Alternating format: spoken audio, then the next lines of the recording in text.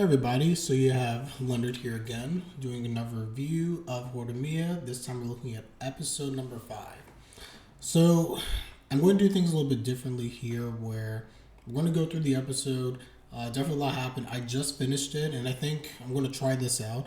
Instead of kind of doing like a whole prepared review where I go through notes, everything like that, I'm just going to speak to the camera. We're going to talk through the episode. Again, it's fresh in my mind right now. Just kind of get into that. So this episode by far went above and beyond my expectations. Like, there are things that I wanted to see in this episode. I think that after episode 4 in particular, the whole thing where you have Miyamura confessing, and then you have the situation where she was awake. And you could assume that Miyamura said that with the hopes of she was probably awake. It just seems like the type of thing that Miyamura would do. But Hori, you could tell, was going to be weird throughout the course of this episode, primarily because she wouldn't know how to react. He just basically confessed his feelings for her. Now, we know that Hori likes Miyamura. It's very obvious. This was established from episode 1, we could tell. This was firmly established in, like, episode 3, where they had the whole, like, oh, I love you. When doing the hand thing, if you guys remember, they had the hands, like, oh, yeah, I love you. Yeah, I love you too. It was all established. We know how they feel about each other, but they haven't outwardly expressed it. Hori gets jealous. Hori feels possessive, in a good way, by the way. I mean that in a good way. And she clearly cares about Miyamura. She doesn't want other people to take that from her because she likes him. We know that. Miyamura feels the same way. He's self-depreciating about it at times, but he feels the same way. And this episode goes into finally solidifying what we, the audience, and them themselves have already known, the fact that they do have these feelings. Now, it's interesting because Hori actually faked being sick earlier in the episode, to where basically she didn't want to come to school. And if we're kind of looking at the episode right now as we kind of go through it, we kind of see that she gets to school and she's just completely like avoiding Miyamura during like beginning of the class. She like sat away. He finds out she's there, and you can see like she's trying to like quickly go home and run away. And I thought it was nice because the fact that Miyamura was just like, hey, can we talk? I know that you know that you're awake. I said that knowing that you're awake, and I meant what I said. Hori, again, is like she's processing all this and she's shy. I fully get it. This is where I got kind of annoyed. I think I made my declaration in the live reaction. I was just like, if this does not get resolved, I will drop the series. I say that with love, of course, because like for me, I'm like, you know how he feels. You have to like confess. Like you have to like just meet him with earnest response. But everything gets thrown out whack because all the way in the beginning of the episode, we look over here, we had it to where Sota was like going around. He was like hanging out, I think, with a friend, and he ends up seeing this image here. You have Miyamura basically hanging out with another girl, and they're lockstep in arm. And Sota, being the best wingman ever, is just like when he saw Hori later on, he's like, "Hey, I saw Miyamura, and like he was clinging to this girl."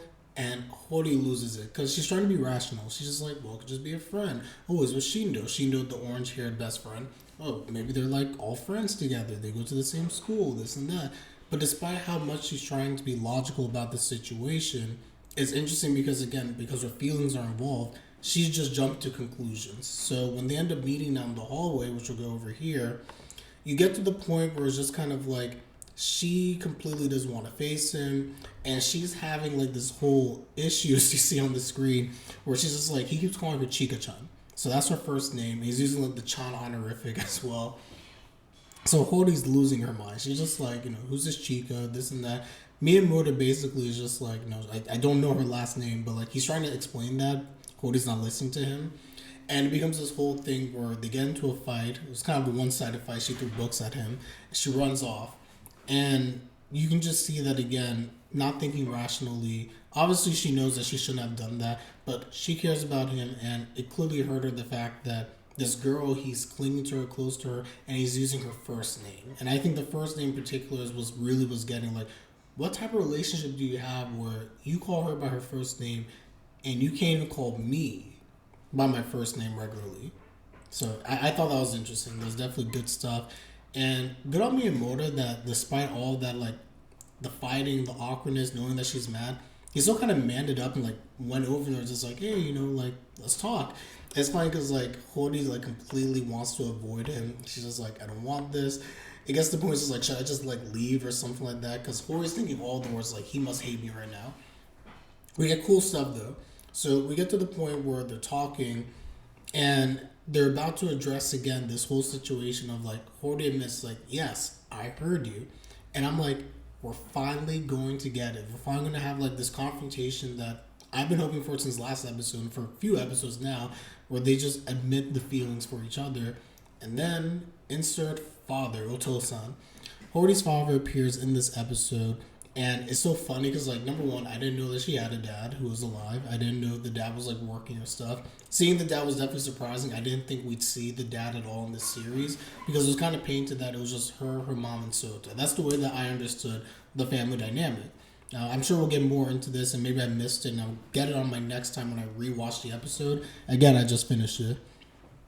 But it seems like he was popping in. This is the first time we see him, first time that Miyamura sees him. And he kind of comes in, he's just like, has kind of like a, not a gangster vibe, but like, he kind of has like a very like cool, he has a Miyamura vibe, how about that? He has like Miyamura vibes, minus like the piercings. And he even sees Miyamura, it's just like, oh, you must smoke clearly since you have all the piercings, this and that. Like, hey. And I was just like, we're not doing some underage smoking. But that aside, it just gets to a point where it was interesting, the family dynamics there, the fact that he acts as almost a plot device to really push these two together because they're not admitting the feelings. And kind of like what the mom did in earlier episodes, but he was even more direct. He's just like, he's messing me more. Like, oh, my name is Hori-san too. You should call my daughter by her first name. He's just like, tries to do, he's like, nah, I'm just kidding, nah. And it's funny, but it gets to the point where he ends up forcing them to like admit the feelings for each other. So I'm going to go over it, but basically you get to a point where Hori ends up confronting him. It looks like the mom came in there.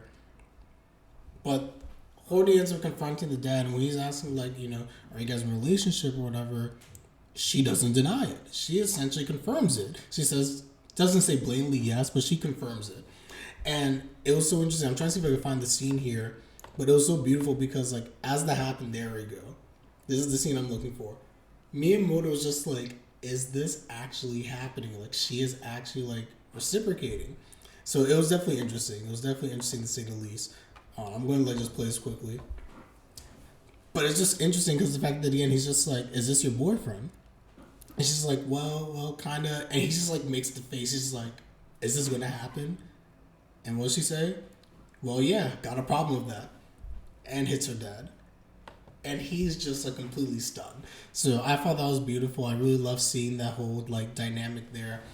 And I mean, that was pretty much the episode in terms of, like, that's where they finally conclude they have feelings for each other. So that was great. I'll move on to other parts of the episode. That was like the biggest thing where you get that confirmation. I was jumping up. I was excited because we had been waiting for this. The entire culmination of like everything with like these two and like slowly getting to know each other kind of came about right there and then. So that was great. One other thing I'm going to bring up, we're going to move over to some of the other stuff in the episode.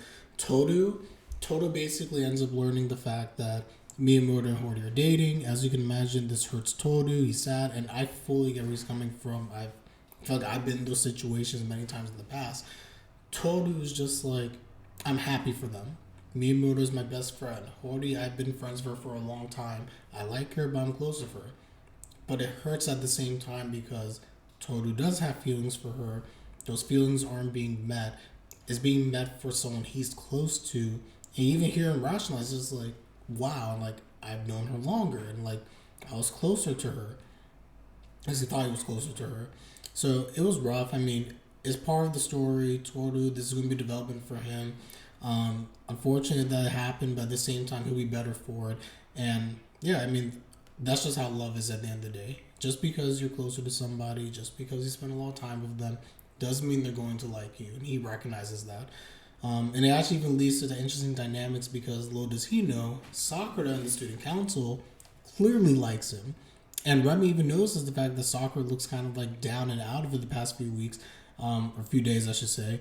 And it's because she's watching Toru, she's developing these feelings, she likes him, but she feels like she's not good enough. And she also knows that he likes Hori, so now you find Sakura compares herself to Hori, she compares herself now to Remy. She's like, the slender figures, they're both cute, and she thinks of herself as someone who's just not cute. I don't want to rewatch that part again, but like, I like what they're doing with the side characters. You get so invested in the stuff happening with Toru. You get invested in Sakura and her relationship. You get invested in Remy as kind of like this character as well, who, yes, she's dating the president. She's also the best friend of Sakura.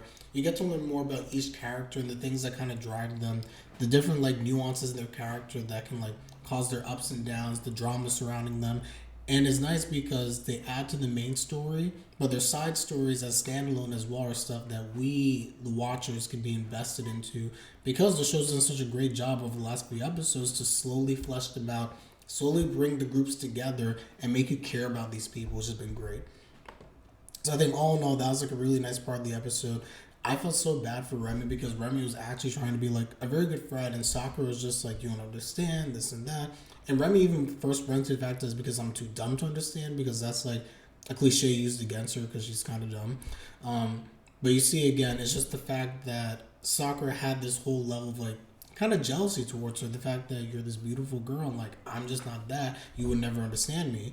And I'm glad that at the end of the day, it's just like Sakura decides that she's going to still end up speaking to her. And I just passed it, but I love the fact that they have this line here. Remy pretty much goes to her, is just like, you're really cute, Sakura. She starts off by saying, you know you're always so calm and level-headed, but when you blush like this, and again, you're really cute. And I think that was a good confidence boost that Sakura needed to understand that, no, she is someone who can, like, contend at the end of the day. I say contend, but she's someone who, she shouldn't be concerned about her looks, her personality. She needs to just go for it. So I'm interested to see what happens with her and Toru going down, because right now Toru has no idea she has these feelings for him. And finally, last but not least, I love the ending of the episode because, again, we see now the new relationship, our ship that has taken off in its sailing so far, peaceful waters, Miyamura and Hori. I really love the fact that, again, they're together. I did miss this, actually, at one point when I was talking about the episode. But one thing that was pretty good as well is this scene over here where they're just both walking. And then afterwards is the fact that they end up, like, holding hands. So this is the scene I was looking for. Right after Miyamura had left the house early in the episode, the fact that they even came in, they're holding hands, which is the confirmation. That was the official confirmation. Where it's just like, yes, I like you too. Both like each other. So now we can assume that they're both dating. They've recognized the feelings. And that takes us back now to, again, end of the episode. We see the fact that now we're seeing like this nice kind of like, I call it like the slice of life dynamics where like they're just hanging out, chilling. He's over here just like, call me by my first name. Well, Miyamura is saying that call me by my first name. She calls him like an idiot. They're laughing with each other. Sota comes in. He's just like, what is happening? So I'm here for it. I'm very excited for the new dynamics in terms of their relationship. What's going to happen here. I love Horimiya. This has been truly a great series, and I'm glad that I'm anime only for this, and I'm enjoying it this way. When the season ends, I promise you I'm going to read the manga because like this is just right up my alley. But yeah, this is kind of like my free-form review. Let me know how you feel about it in the comment section for those watching on YouTube. Yeah, definitely want to see if I can do more of this because it takes less time on my part from the editing standpoint. But I think also have more fun. Just do like a free-form review, talk about it, fresh off the reaction, get all my thoughts out. And I can kind of like enjoy my rewatch as well, but still take notes and be well prepared for maybe discussion videos in the future. Who knows? So with that said, this has been truly great. So this is Leonard. I am pretty much done here. For you watching on YouTube, like, comment, and subscribe, please. It is always appreciated. Please do so. And with that, I am out. Peace. And for those of you who are on Twitch now, I think I'm done for the day. I think I've done my decent streaming for the day. So, yeah. Oh, looks like we just got a new follow. So, Chilled Phoenix, if you're still watching this, I thank you so much for following. Again, I'm going to start putting like the Streamlabs stuff so I can like get the animations and everything. But for those following, always appreciate it. I will be doing again Horimiya, and truly I'll be doing like most anime that come out this season. I'm doing Dr. Stone. I'm doing Promised Neverland. I'm doing Jakuchara. I'm doing a few. Quintessential Quintuples, obviously that's like my #1 series. Love that show. But yeah, we're doing stuff like this. We're doing some games as well, probably visual novels, etc. So. This is just a start. Everyone who's on Twitch, I appreciate the support. Definitely also you can find my videos on YouTube, but Twitch is going to be the main platform I'll be using for a lot of the stuff I put out anime-wise. So with that said, a few technical difficulties early in the stream, but we're going to end it here. I'm going to do another stream tomorrow. I'm thinking I'm going to do Selves at Work. I'm going to start putting the schedule up, but we're going to do some anime tomorrow as well before the Super Bowl. So with that said, this is Leonard, and I